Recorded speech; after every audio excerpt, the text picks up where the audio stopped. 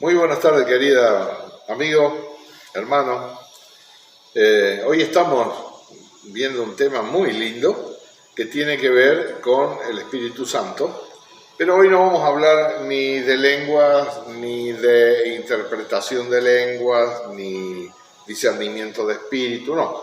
Hoy vamos a hablar acerca de la séptuple manifestación del Espíritu Santo, pero yo quiero a usted guiarlo ahora. Vamos a leer en Apocalipsis, capítulo 4, versículo 5, dice la palabra de Dios: y del trono salían relámpagos y truenos y voces, y delante del trono ardían 7 lámparas de fuego, las cuales son los 7 espíritus de Dios. Muy bien, usted sabe que la Biblia está llena de simbología, y cuando habla Apocalipsis sobre todo, muchísimo de esto, así que hay que manejar un poco este tema para poder entender de qué está hablando, que estos 7 espíritus de Dios tienen que ver con el Espíritu Santo, porque el 7 es el número de Dios, es el número de la perfección, el número de Dios. El hombre es el número 6 porque nació en el día 6, pero el número 7 es el número de Dios. Y entonces acabamos de ver de que en Apocalipsis, capítulo 4, versículo 5, lo que recién hemos leído. Entonces estos 7 espíritus de Dios hacen alusión a lo que ya había escrito el profeta Isaías en el capítulo 11. Vamos a leer verso 1 y 2. Dice: saldrá una vara del tronco de Isaí y un vástago retoñará de sus raíces. Y reposará sobre él espíritu de Jehová, espíritu de sabiduría y de inteligencia, espíritu de consejo y de poder, espíritu de conocimiento y de temor de Jehová. 7 manifestaciones. Esta séptuple manifestación del Espíritu Santo está haciendo alusión a lo que Juan habló en Apocalipsis capítulo 4, verso 5. Los 7 espíritus de Dios es la séptuple manifestación del Espíritu Santo de Dios, según Isaías capítulo 11, versículo 1 y 2. Entonces, lo impresionante del asunto es que el Señor Jesús es el que cumple estas profecías. O sea, cuando uno habla con los judíos ortodoxos, ellos dicen: no creemos que Jesús pueda ser el Mesías porque Jesús no cumplió todas las profecías. Perdón. Las profecías son muchas y faltan las de la segunda venida, así que no podemos hablar de que Jesús no cumplió, sino que cumplió las de la primera venida. Bien, entonces, como les digo, Jesucristo es el que cumplió las profecías para su primera venida. Todavía faltan las de la segunda venida, que esas por supuesto que no están. Pero la séptuple manifestación de 11:2 de Isaías dice: y reposará sobre él espíritu de Jehová. Fíjense que espíritu de Jehová es una cosa muy seria, porque habla del Espíritu Santo. Entonces, cuando habla del Espíritu Santo, nosotros tenemos que ver si sobre él, sobre el Señor Jesús, realmente reposó el Espíritu Santo de Dios. Y acá en Romanos, capítulo 8, versículo 9, dice la palabra del Señor: mas vosotros no vivís según la carne, sino el Espíritu. Si es que el Espíritu de Dios mora en vosotros, y si alguno no tiene el Espíritu de Cristo, no es de él. Quiere decir que el Espíritu Santo estaba morando en el cuerpo físico de Jesús. O sea, el Espíritu de Cristo es el Espíritu Santo. Así que cuando habla que sobre esta manifestación va a venir sobre una persona especial, esa persona especial es el Señor Jesús, porque claramente lo dice Romano, que si es que el Espíritu de Dios mora en vosotros, y si alguno no tiene el Espíritu de Cristo, no es de él. O sea, el Espíritu Santo es el Espíritu de Cristo. Entonces, el Espíritu de Dios está morando en el cuerpo físico de Jesús, en la persona de Jesús es donde vive, y cuando nosotros recibimos a Jesús, estamos recibiendo, por ende, también la manifestación del Espíritu de Jehová, o sea, el Espíritu de Dios, el Espíritu del Padre, del yo soy el que soy. De ahí hay que ajustar muchas cosas porque el hombre empieza en un combate para ver si va a llevar adelante Dios esta misión de poder manifestarse en el hombre plenamente o usted no le dará lugar y entonces quedará como una persona ahí elemental y quizás hasta se pierda porque dejó de lado todo el tiempo para poder llenarse del Espíritu de Dios. Pero Jesús aparece y Él aparece como el que tiene el Espíritu de Dios, el Espíritu de Jehová, el Espíritu del Padre. Por eso dice Espíritu de Jehová. O sea, vemos que sobre el Cristo reposa el Espíritu Santo de Dios. Luego dice ahí en 11, verso 2, también dice que reposará sobre él Espíritu de sabiduría. La sabiduría... algunos piensan que es algo abstracto la sabiduría. No. La sabiduría es la aplicación de los conocimientos recibidos. O sea, Jesús tenía conocimiento del Padre tan profundo que lo manifestaba en sabiduría. O sea, el Espíritu de Dios podía fluir a través de él, en sabiduría. Entonces vemos eso. Bueno, mire, lo podemos ver en Marcos, capítulo 1, verso 22, dice, le voy a leer desde el verso 21 también. Y entraron en Capernaum, y los días de reposo, entrando en la sinagoga, enseñaba. Y se admiraban de su doctrina, porque les enseñaba como quien tiene autoridad y no como los escribas. Él enseñaba como quien tiene autoridad, no como los escribas. Los escribas hablaban una palabra dicha, pero no tenían esa autoridad que brotaba de los labios del Señor Jesús. ¿Por qué? Porque el Señor Jesús manifestaba la sabiduría de Dios a través de su ministerio, valga la redundancia, su palabra, su predicación, su enseñanza. ¿Pero por qué? Porque él tenía conocimiento adquirido del Padre. En él había un conocimiento profundo del Padre y entonces podía manifestarlo. Entonces su vida era diferente. ¿Y esto de qué nos habla? Nos habla a nosotros también. Cada ministro que va a tener una relación con Dios y después con el pueblo, realmente ese es el camino. Buscar a Dios, entrar en el secreto del Padre para que luego el Padre te abone en público.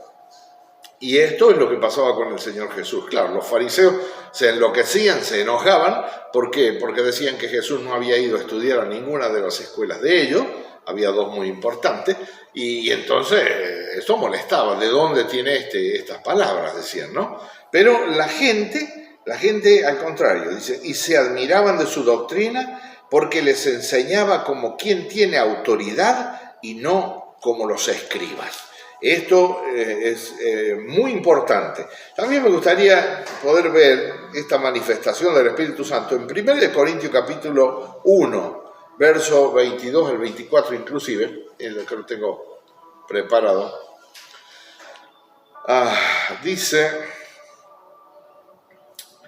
la palabra del Señor.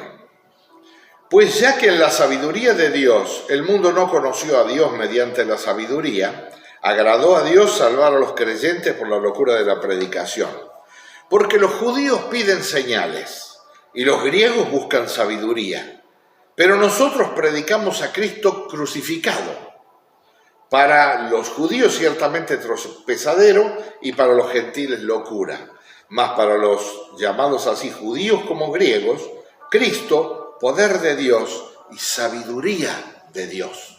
O sea, la sabiduría se encarna en el Mesías. Cuando usted lo lee allá en Proverbios capítulo 8, usted va a encontrar que la sabiduría toma personificación y habla, y usted dice, pero si la sabiduría parece ser algo abstracto. No, la sabiduría es una persona, la persona de Dios ministrando a través de Jesús. Y nosotros nos hace muy bien ver estos versículos, porque a nosotros nos habla de toda esta manifestación del Cristo, y nosotros nos da testimonio para poder hablar acerca de Jesús, porque el objetivo de todo es hablar acerca de Jesús. Él es el propósito de todo. Un día le preguntaron, maestro, ¿cuál es la obra de Dios? Y él dijo, esta es la obra de Dios, que creáis en Jesucristo, a quien él ha enviado. Y por cierto, que nosotros hablamos de esto y hablamos de él, porque no es una doctrina nuestra, no tenemos nada que ver, nosotros no inventamos nada, nosotros estamos leyendo lo que dice Dios, y usted debe hacer lo mismo, y cuando va a ministrar, va a predicar, enseña acerca de esto, y entonces el apoyo de Dios estará con usted. Pero Jesús nos está dejando el ejemplo de cómo se adquieren estas cosas. Entonces cuando dice espíritu de inteligencia, lo tenemos acá en Lucas capítulo 2, verso 46 y 47. Fíjese lo que dice. Hablando cuando el Señor Jesús tenía 12 años de edad, ¿no? Que se quedó en el templo y lo habían perdido José y María y lo encontraron 3 días después, porque pensaba que estaba con la compañía de los familiares. Dice, pero como no le hallaron, volvieron a Jerusalén buscándole.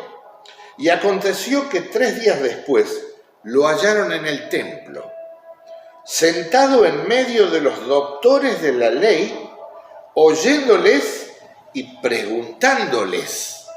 Fíjese, Jesús acababa de tener el Bar Mitzvah, que el Bar Mitzvah es la iniciación como hombre adulto, donde ofrecen la primer barba a Dios, una ofrenda. Bar significa hijo, Mitzvah es, o sea, de la ley, es un hijo de la ley. Ahí ellos ya podían tener acceso a la sinagoga a esa edad, antes no.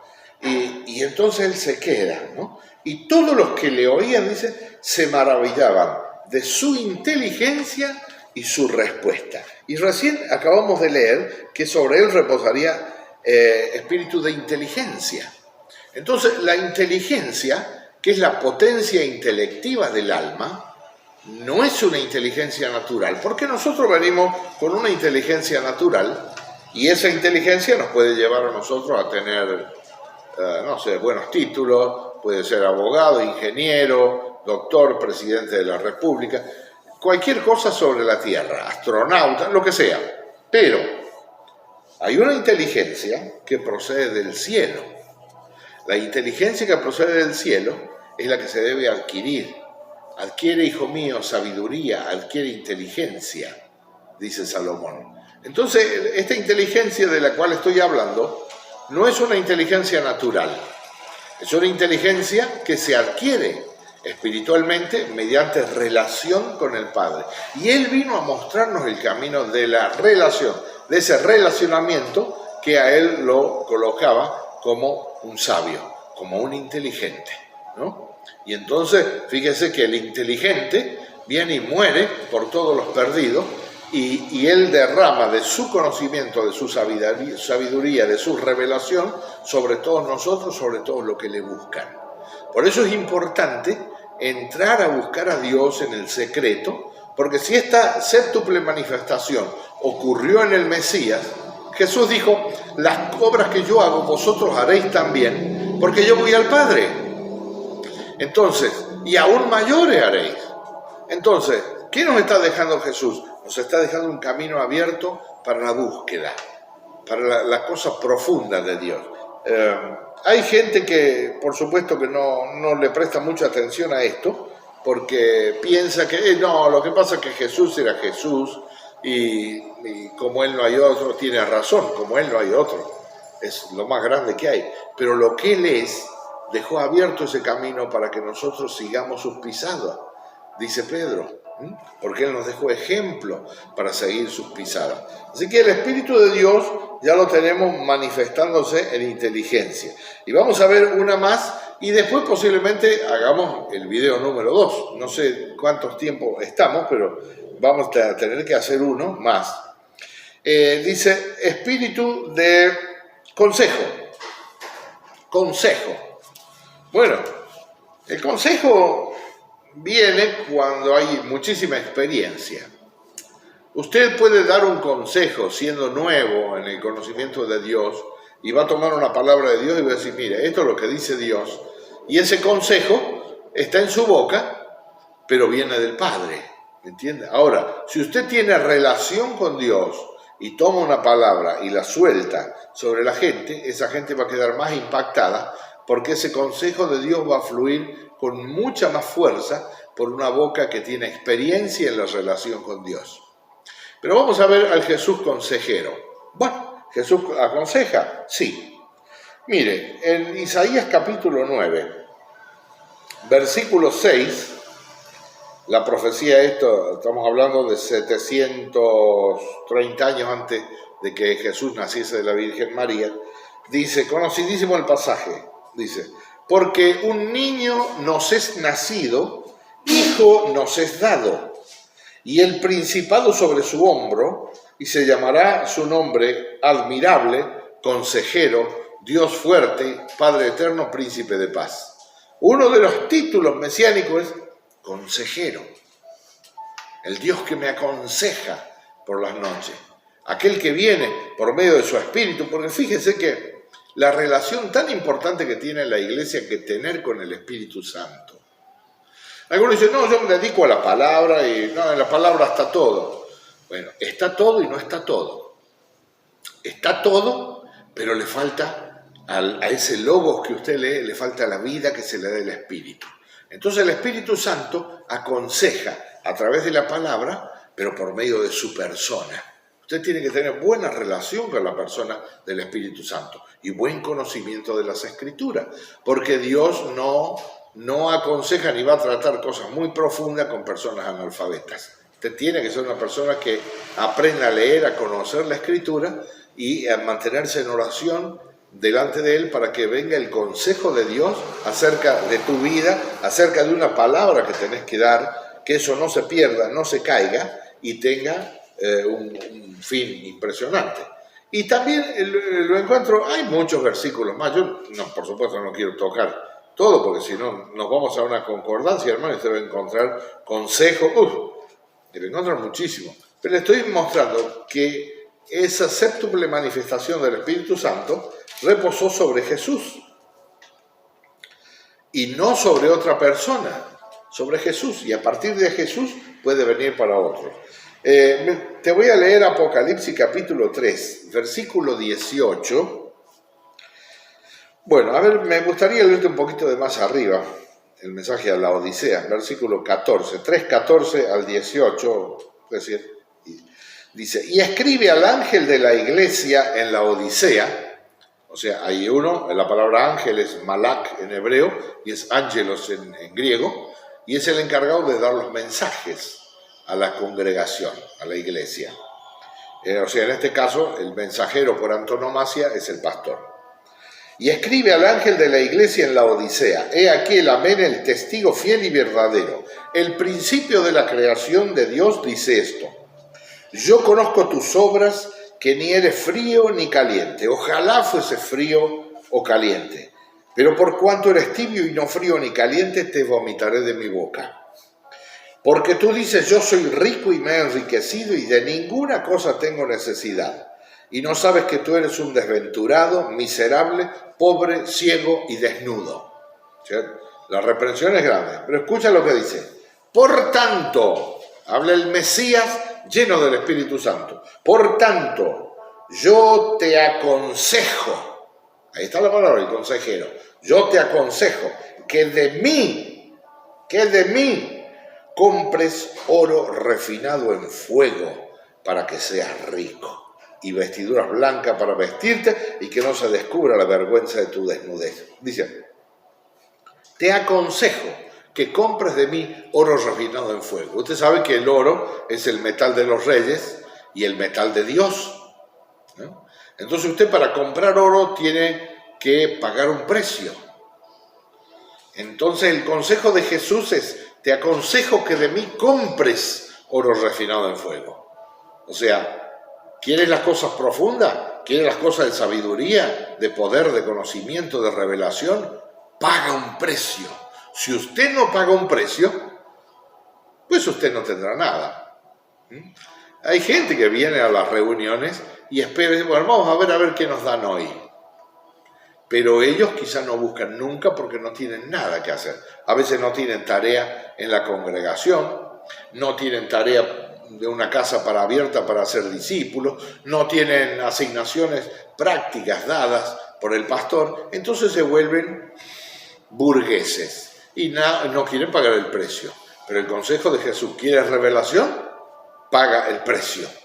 Y mira lo que le dice en este consejo el consejero. Y con esto quiero terminar, pero después hacemos otro video. Te aconsejo que de mí compres oro refinado en fuego para que seas rico. O sea, las riquezas están en el conocimiento de la revelación de Dios. No te confundas. Ahí están las riquezas. Y vestiduras blancas para vestirte. Apocalipsis capítulo 9, versículo 8 dice: gocémonos y alegrémonos y démosle gloria, porque la boda del Cordero ha venido y a su esposa se le ha concedido que se vista de lino fino, limpio y resplandeciente, porque el lino fino es las acciones justas de los santos. Quiere decir que el lino fino, blanco, resplandeciente, son esas acciones que hacemos en Dios, porque Dios nos deja caminar en esas acciones. Y el consejo de Jesús es: te aconsejo que compres oro refinado en fuego, que viene de mí, y ¿qué va? Y vestiduras blancas. O sea, sé apto para poder vestir vestiduras blancas. O sea, permite que Dios te deje caminar en sus obras, como dice Efesios capítulo 2, versículo 10. Porque somos hechura suya, creados en Cristo Jesús para buenas obras, las cuales Dios preparó de antemano para que anduviésemos en ellas.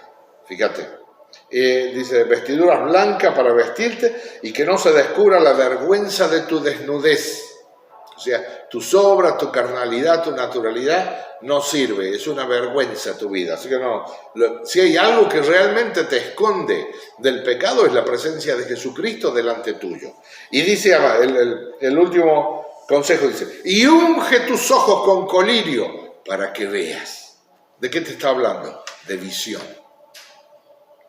Sí, porque en nuestra congregación nosotros tenemos visión de reino, visión de acá, visión de allá. No sé.